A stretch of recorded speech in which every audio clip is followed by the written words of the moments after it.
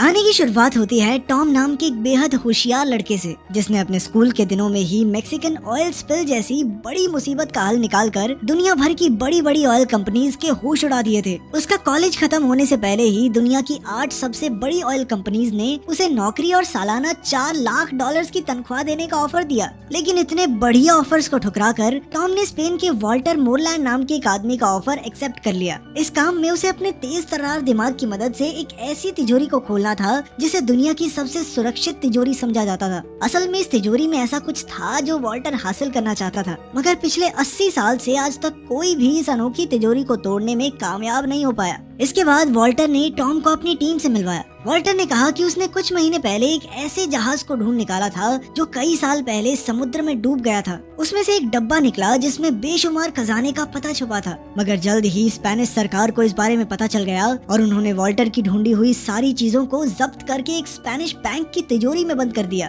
खैर फिर Tom Walter की बेटी लोरेन से मिला, जो अपने मिशन के लिए कोई भी भेस बदलने में माहिर थी। उसके अलावा उनकी टीम में क्लाउस था, जो कि एक जबरदस्त हैकर था। जेम्स वॉल्टर का खास आदमी था, जो पहले एक फौजी हुआ करता था और अब वो एक जबरदस्त फाइटर था। साइमन उनकी टीम के लिए हर जरूरत का सामान लाता था। जब तक उसे पैसे मिले वो वॉल्टर को दुनिया की कोई भी चीज लाकर दे सकता था। खैर आज टॉम का पहला दिन था और टीम को बैंक का सिस्टम हैक करने में मुश्किल हो रही थी। उन्हें एक कोड भरने की जरूरत थी, मगर उन्हें कोई आइडिया नहीं था कि आखिर ये कोड क्या हो सकता है। तब टॉम ने आइडिया दिया कि उन्हें बैंक के किसी क्लाइंट से बैंक का ऑटोमेटेड वॉइस मेल बनकर बात करनी चाहिए और इस तरीके से उन्हें वो कोड मिल सकता है। आखिरकार टॉम की तरकीब काम कर गई और उन्हें आसानी से कोड मिल गया। सबने टॉम को शाबाशी दी और टॉम अपने नए घर में पहुंचा। फिर अगले दिन से टॉम बाकी की टीम के साथ बैंक ऑफ स्पेन के नक्शे को समझने लगा। वॉल्टर के मुताबिक ये बिल्डिंग दुनिया की सबसे सुरक्षित बिल्डिंग है, क्योंकि यहाँ हजारों की तादाद में सेंसर्स और कैमरास लगे हैं और वहाँ के गार्ड भी सिक्योरिटी में कोई कमी नहीं छोड़ते। उनकी सबसे बड़ी मुश्किल तो स्पेनिश आर्मी का हेडक्वार्टर था, जो कि बैंक के ठीक सामने बना हुआ था।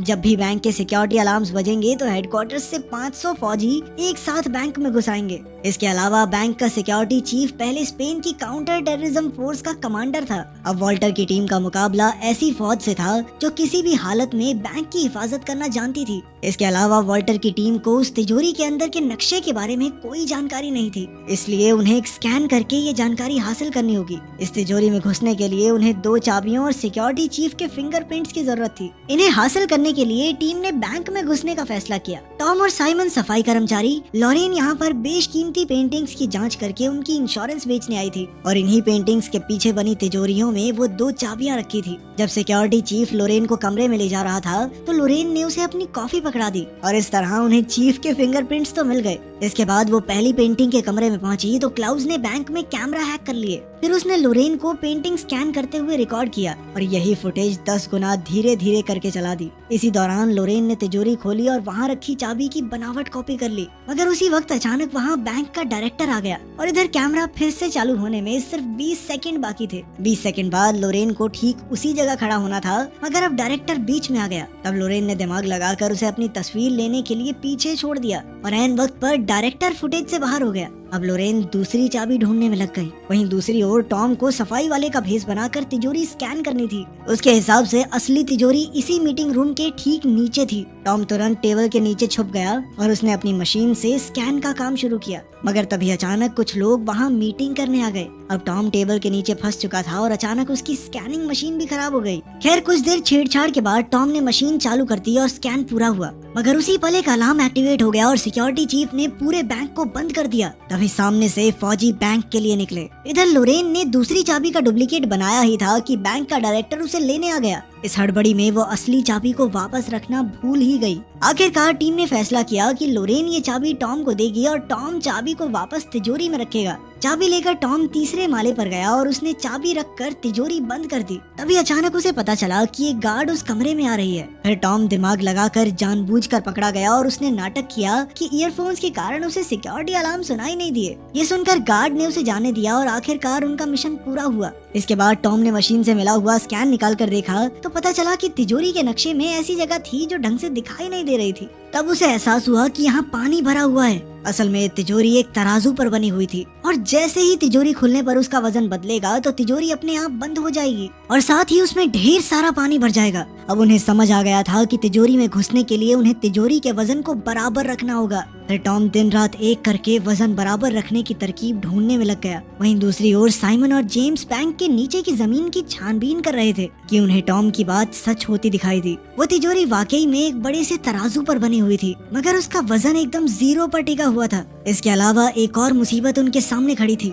उस अंडरग्राउंड कमरे की दीवारें टाइटेनियम स्टील से बनी हुई थी, जो इतना मजबूत था कि उसे ड्रिल करने में 15 दिन लग जाएंगे। अपना मिशन पूरा करने के लिए वॉल्टर की टीम के पास बहुत कम वक्त था और इतने से समय में वो डिब्बा चुरा कर वहाँ से बाहर निकलना सबको नामुमकिन लग रहा था। इसलिए आखिरकार उन्होंने हार मान ली। अब वॉल्टर निराश होकर छत पर गया और उसने देखा कि सड़कों पर फुटबॉल फैंस की भीड़ लगी हुई थी। तभी उसकी नजर बैंक के कैमरास पर गई तो उसे एहसास हुआ कि वर्ल्ड कप फाइनल्स के सभी कैमरास भीड़ की तरफ होंगे और तभी उनके दिमाग की बत्ती जली। फिर उसने अपने साथियों को इसका नमूना पेश किया। फिर उसने ग्लास हटाकर तराजू पर लिक्विड नाइट्रोजन छिड़क दी और फिर दोबारा ग्लास रखा, मगर इस बार वजन नहीं बदला क्योंकि तराजू जम चुका था। टॉम ने कहा कि बिल्कुल इसी तरह वो तिजोरी के नीचे वाले तराजू को जमा सकते हैं, मगर इसके लिए बहुत ज्यादा लिक्विड नाइट्रोजन लगेगी। खैर, फिर स्पेन और नीदरलैंड के फुटबॉल मैच वाले दिन उन्होंने अपने प्लान को अंजाम देने का फैसला किया। उनके पास मिशन पूरा करने के लिए सिर्फ 105 मिनट का समय था। सबसे पहले वो जिप लाइन के जरिए बैंक की छत पर पहुंचे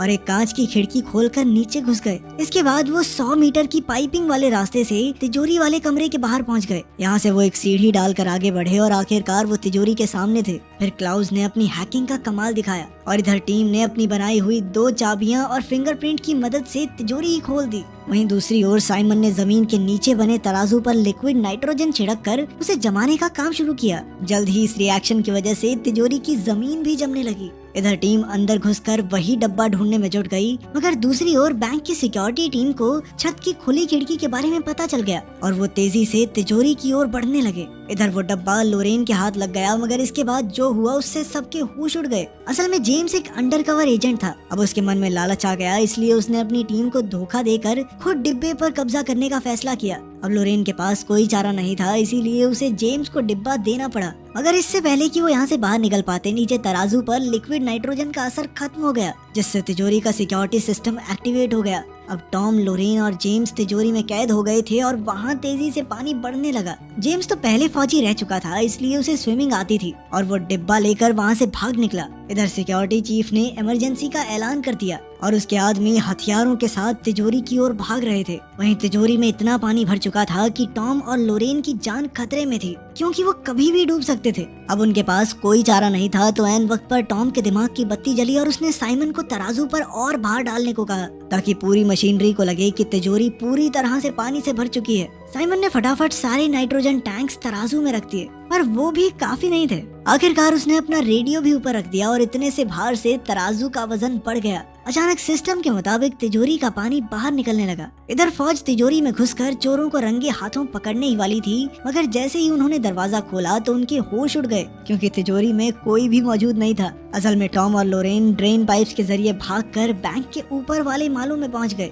इधर फौज और गार्ड्स हाथ धोकर उसके पीछे पड़े हुए थे कि अचानक लोरेन को याद आया कि जिस कमरे में वो पेंटिंग स्कैन करने गई थी, डायरेक्टर उसकी खिड़की हमेशा खुली रखता था। अब वो दोनों बिना समय गवाए खिड़की से नीचे कूद गए, जहाँ हजारों फैंस की भीड़ लगी हुई थी। उन्होंने तुरंत अपनी जैकेट्स उतारी और भीड़ में खो गए। इधर उनका पीछा करते हुए फौजी भी काफी करीब आ गए और अब वो पकड़े जाने वाले थे। आखिरकार वो खुद को पुलिस के हवाले करने को तैयार हो गए, पर उसी पल स्पेन मैच जीत गया और सारे फैंस खुशी से पागल हो गए। इतनी भीड़ में फौजी टॉम और लोरेन का पीछा नहीं कर पाए और आखिरकार वो दोनों बच निकले। फिर कुछ दिन बाद जेम्स ने वो चुराया हुआ डिब्बा अपने बॉस को दिया और जब उन्होंने खजाने का पता निकाला तो उसमें आईफिल टावर की लोकेशन थी। तब उन्हें याद हुआ कि ये सिक्योरिटी लोकेशन नहीं है और वॉल्टर की टीम ने उन्हें चकमा दे दिया था। आखिर में ये खुलासा होता है कि टॉम और लोरेन ने असली डिब्बा नकली डिब्बे से बदल दिया, जिस वजह से जेम्स ने नकली डिब्बा चुरा लिया। अब वॉल्टर की टीम एक रिजॉर्ट में मजे ले रही थी कि उन्होंने डब्बे से असली खजाने की लोकेशन ढूंढी। तब उन्हें पता चला कि ये खजाना बैंक ऑफ इंग्लैंड में छुपा हुआ है। इसके बाद उनकी टीम एक और नए मिशन के लिए तैयार हो गई। तो आपको कहानी कैसी लगी कमेंट्स में जरूर बताना। मिलते हैं अगली